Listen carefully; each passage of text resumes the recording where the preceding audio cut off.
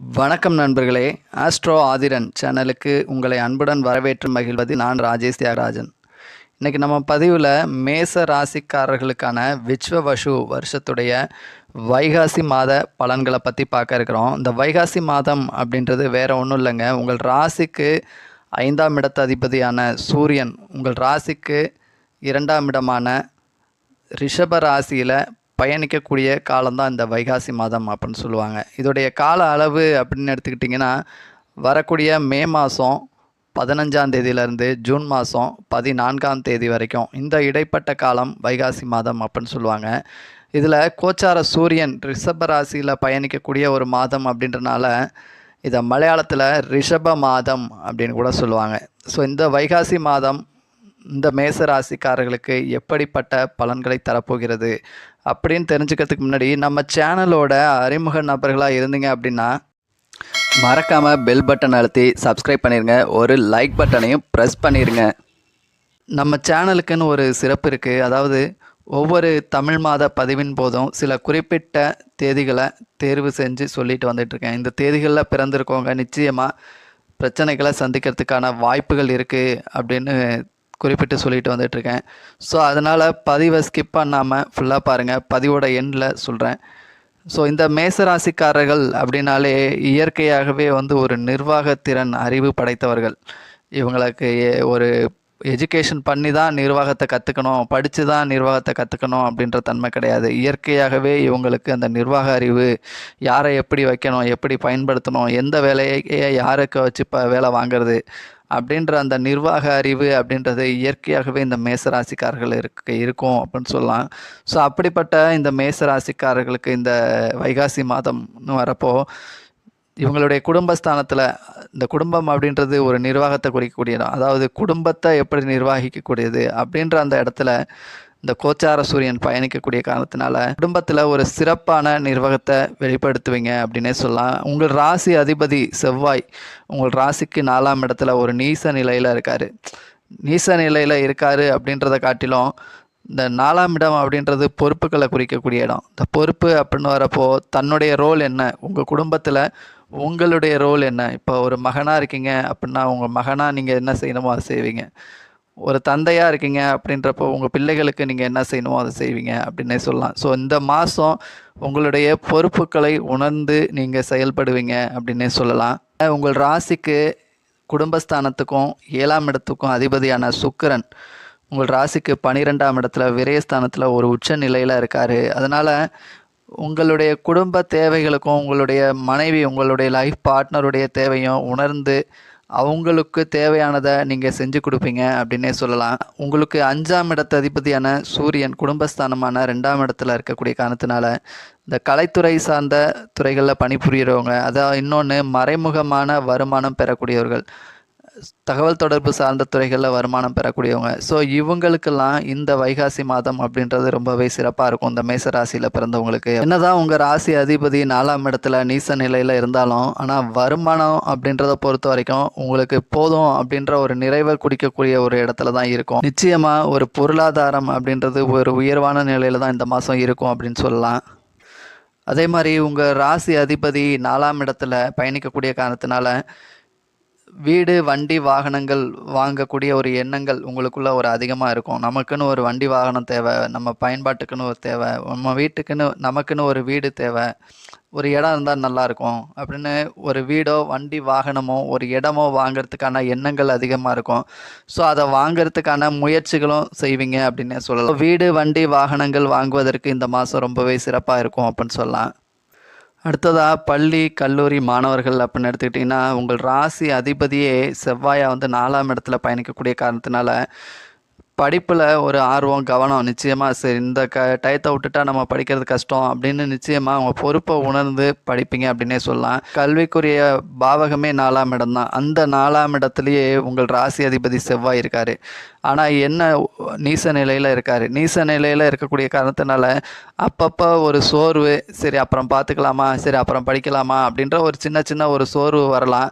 ஆனால் இருந்தாலும் சரி படித்து தான் ஆகணும், வேறு வழி இல்லை, இப்போ விட்டா அப்புறம் பின்னாடி மதிப்பெண் குறையறதுக்கான வாய்ப்புகள் இருக்குது அப்படின்னு நிச்சயமாக உணர்ந்து படிப்பீங்க அப்படின்னு சொல்லலாம். உங்களுடைய தொழில் எப்படி இருக்கும் அப்படின்னு எடுத்துக்கிட்டிங்கன்னா, உங்கள் ராசிக்கு உழைப்பை குறிக்கக்கூடிய 6ஆம் இடத்து அதிபதி புதன் உங்கள் ராசிக்கு தனஸ்தானத்தை குறிக்கக்கூடிய 2ஆம் இடத்துல சூரியனோட சேர்ந்து பயணிக்கக்கூடிய காரணத்தினால நீங்கள் என்ன உழைக்கிறீங்களோ அதற்கான வருமானம் அப்படின்றது நிச்சயமாக உங்களுக்கு உண்டு அப்படின்னே சொல்லலாம்.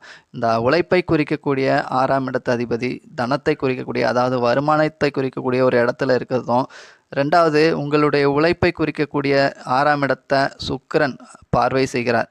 ஸோ நீங்கள் என்ன உழைச்சிங்களோ அந்த உழைப்புக்கு ஒரு ஏற்ற ஊதியம், அந்த உழைப்பை விட ஒரு உயரிய ஊதியம் அப்படின்னு கூட சொல்லலாம். இந்த மாதம் நிச்சயமாக உங்கள் உழைப்புக்கு ஏற்ற ஊதியம் நிச்சயமாக உண்டு. அதே நேரத்தில் உங்கள் ராசி அதிபதி செவ்வாய் 4ஆம் இடத்துல இருக்கக்கூடிய காரணத்தினால கொஞ்சம் முன்கோபம் பிடிவாதத்தையும் கொஞ்சம் குறைச்சிக்கோங்க. ஏன்னா பொதுவாக 4ஆம் இடம் அப்படின்றது ஒரு இறுக்கம், ஒரு பிடிவாதத்தை சொல்லக்கூடிய இடம். இப்போ வாடிக்கையாளர்களோட நேரடியாக தொடர்பு உள்ள துறைகளில் பணிபுரியக்கூடியவங்களாக இருந்தீங்க அப்படின்னா, வரக்கூடிய வாடிக்கையாளர்கள்ட்ட கொஞ்சம் கனிவாக பேசுனீங்க அப்படின்னா நிச்சயமாக ஒரு நல்ல வருமானத்தை எய்ம் பண்ணலாம் அப்படின்னு சொல்லலாம். ஏன்னா உங்கள் ராசிக்கு 3ஆம் இடத்துல இருக்கக்கூடிய குரு பார்த்திங்கன்னா உங்களுடைய 7ஆம் இடத்தையும் 11ஆம் இடத்தையும் பார்வை செய்கிறார். இந்த 7ஆம் இடம் அப்படின்றது தான் உங்களுடைய வாடிக்கையாளர்களை குறிக்கக்கூடிய இடம். ஸோ அடுத்த ஓராண்டு நிச்சயமாக உங்கள் ராசிக்கு 7ஆம் இடத்தை குரு பார்வை செய்கிறதும் 11ஆம் இடத்தை குரு பார்வை செய்யக்கூடிய காரணத்தினாலும் நிச்சயமாக வருமானம் அப்படின்றது சிறப்பாக இருக்கும். அதுலேயும் குறிப்பாக நேரடியாக வாடிக்கையாளர்களோட தொடர்பு உள்ள துறைகளில் பணிபுரிகிறீங்க அப்படின்னா நிச்சயமாக உங்கள் வருமானம் சிறப்பாக இருக்கும். இந்த மாதத்தில் நிர்வாகம் சார்ந்த துறைகளாக இருக்கட்டும், ஒரு உழைப்பு சார்ந்த துறைகளாக இருக்கட்டும், கலைத்துறை சார்ந்த துறையில் பணிபுரிகிறவங்களாக இருக்கட்டும், இந்த வைகாசி மாதம் உங்களுக்கு ரொம்பவே சாதகமாக இருக்குது அப்படின்னு சொல்லலாம். நீங்கள் ஒரு பெற்றோர்களாக இருக்கிறீங்க அப்படின்றப்போ உங்களுக்கு பிள்ளைகள் அப்படின்றது சப்போர்ட்டடாக இருப்பாங்களா அப்படின்னு எடுத்துக்கிட்டிங்கன்னா, உங்களுடைய புத்திரஸ்தானமான 5ஆம் இடத்து அதிபதி சூரியன் உங்களுடைய குடும்பஸ்தானம் வாக்குஸ்தானமான 2ஆம் இடத்துல பயணிக்கக்கூடிய காரணத்தினால உங்கள் பேச்சுக்கு கட்டுப்பட்டு நடப்பார்கள், உங்கள் பேச்சை கேட்கக்கூடிய பிள்ளைகளாக இருப்பாங்க இந்த மாதத்தில் அப்படின்னு சொல்லலாம். பொதுவாகவே மேசராசிக்காரர்களை பொறுத்த வரைக்கும் அவங்களுடைய பிள்ளைகள் அப்படின்னாலே இவங்களோட பிள்ளைகளாப்பா, நல்ல பிள்ளைகளப்பா, தங்கமான பிள்ளைகளப்பா, மரியாதையான பிள்ளைகள்ப்பா, ஒழுக்கமான பிள்ளைகள்ப்பா அப்படின்ற ஒரு பேர் இந்த மேசராசிக்காரர்களோட பிள்ளைகளுக்கு இருக்கும் அப்படின்னு சொல்லலாம். ஏன்னா இவங்க ராசிக்கு 5ஆம் இடத்து அதிபதியாக சூரியன் வரக்கூடிய காரணத்தினால உங்கள் பிள்ளைகளுக்குன்னு ஒரு மதிப்பு, மற்றவங்கள மத்தியில் ஒரு கௌரவமாக வளர்ப்பீங்க. உங்கள் பிள்ளைகள் அப்படின்றதுனாலே ஒரு ஒழுக்கமான பிள்ளைகள் அப்படின்ற ஒரு பேர் மற்றவங்க மத்தியில் இருக்கும் அப்படின்னே சொல்லலாம். அதே நேரத்தில் புதுசாக குழந்தை பாக்கியத்திற்கு முயற்சி செய்கிறவங்க, குழந்தை பாக்கியத்துக்கு இந்த மாதத்துக்கு வாய்ப்புகள் இருக்கா, குழந்தை பாக்கியத்துக்கு ஒன்று சேர்ந்தால் கணவன் மனைவி ஒன்றா இருந்தால் குழந்தை பாக்கியத்திற்கு அமையுமா அப்படின்னு எடுத்துக்கிட்டிங்கன்னா இந்த மாதம் கொஞ்சம் வாய்ப்பு குறைவு தான். பொழுதுபோக்கை குறிக்கக்கூடிய ஒரு 5ஆம் இடத்து அதிபதி பொறுப்பை குறிக்கக்கூடிய 2ஆம் இடத்துல பயணிக்கக்கூடிய காரணத்தினால வருமானம் சார்ந்த விஷயங்களையும் குடும்பம் நிர்வாகம் சார்ந்த விஷயங்களையும் கவனம் எடுத்துக்குவீங்க. ஸோ குழந்தை பாக்கியம் விஷயத்தில் கொஞ்சம் அடுத்த மாதத்தில் கொஞ்சம் அதுக்கான அமைப்புகள் உண்டு அப்படின்னு சொல்லலாம். இந்த மாதத்தில் வயதானவர்களுக்கு ஆரோக்கியம் அப்படின்றது சிறப்பாக இருக்குமா அப்படின்னு எடுத்துக்கிட்டிங்கன்னா, உங்கள் ராசி அதிபதி 4ஆம் இடத்துல நீசமான நிலையில் இருக்கார். ஸோ ஒரு தேவையில்லாத ஒரு மன அழுத்தம், தேவையற்ற மன அழுத்தங்களை மட்டும் தவிர்த்துடுங்க, கொஞ்சம் பிடிவாதங்களை தளர்த்திக்கங்க, முன்கோபத்தை குறைச்சிக்கங்க. நிச்சயமாக ஆரோக்கியம் அப்படின்றது சிறப்பாக இருக்கும் அப்படின்னு சொல்லலாம். ஏன்னா உங்கள் ராசிக்கு 3ஆம் இடத்துல குரு இருக்கார். இந்த குரு உங்கள் ராசிக்கு 11ஆம் இடத்தை பார்க்குறாரு.